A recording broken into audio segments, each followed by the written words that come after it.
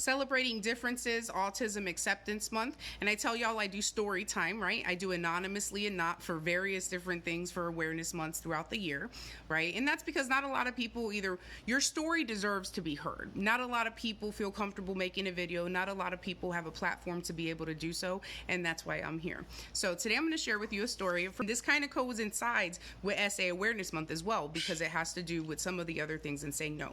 Remember, I'm not scripted, but when I'm reading somebody's story, I have to look down and read it. So here we go. Look at me.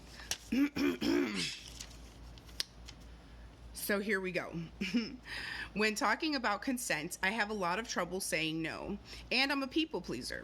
This guy at a past job knew I was not interested in men, but he still flirted with me and pressuring me.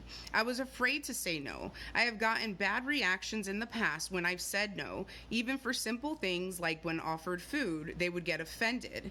I learned at an early age that saying no means you risk making someone mad. I feel pressure very easily, even if someone isn't trying to pressure me. Like being asked a question, I just get anxious because I'm afraid to say no, even if it's not related to SA. There have been many things I said yes when I wanted to say no, and I regret not saying no all of those times. When I feel pressure, I get anxious, so my brain stops working. Sometimes I've gone nonverbal, but will nod my head yes. When the guy at work kept asking me to sleep with him, I was afraid to say no, so I just kept making excuses and trying to avoid him. It seems that people will keep pushing because they don't hear you say no.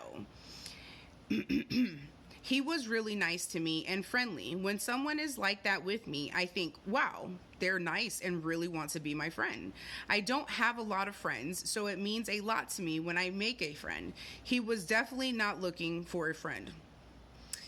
I feel guilty and ashamed because of all the times I've agreed when I didn't want to. I would get accused of leading them on.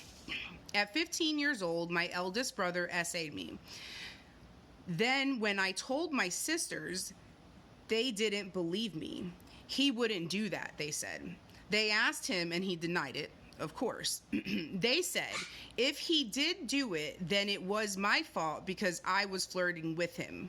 We'll repeat that. They said, meaning the sisters, about the brother, if he did do it, then it was my fault because I flirted with him. This is the oldest brother. Just meeting them at that later time in life, I was trying to get to know them, trying to get to know him, asking questions. Now I have no contact with him and minimal with my sisters. It's my choice and they don't like it.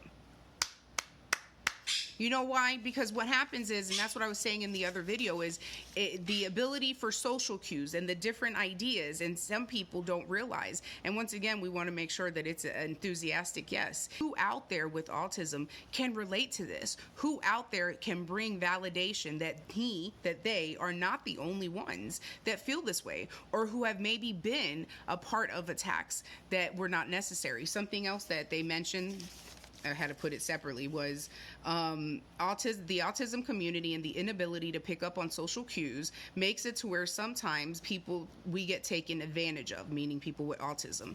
And so I wanted to point that out because I feel like I understand 100%. Like I said, Boo has autism, and she has had situations like that as well. Not being SA, but where people thought that she might have been flirting and she's just trying to make a friend. And it's very innocent, right? We talk about that. And so if you can relate, let us know. If there's a story that you want me to tell for you, it doesn't have to be SA. It could be autism. Next month is mental health. Y'all already know we go into Pride. I do DV in October, and September is unaliving, and I can tell your story, anonymously or not. All right, y'all. So remember, be kind to every mind. Remember, it is Autism Acceptance Month. We want to make sure that we are embracing and accepting all the differences that come with that. You're not alone. We're in it together, and I love you.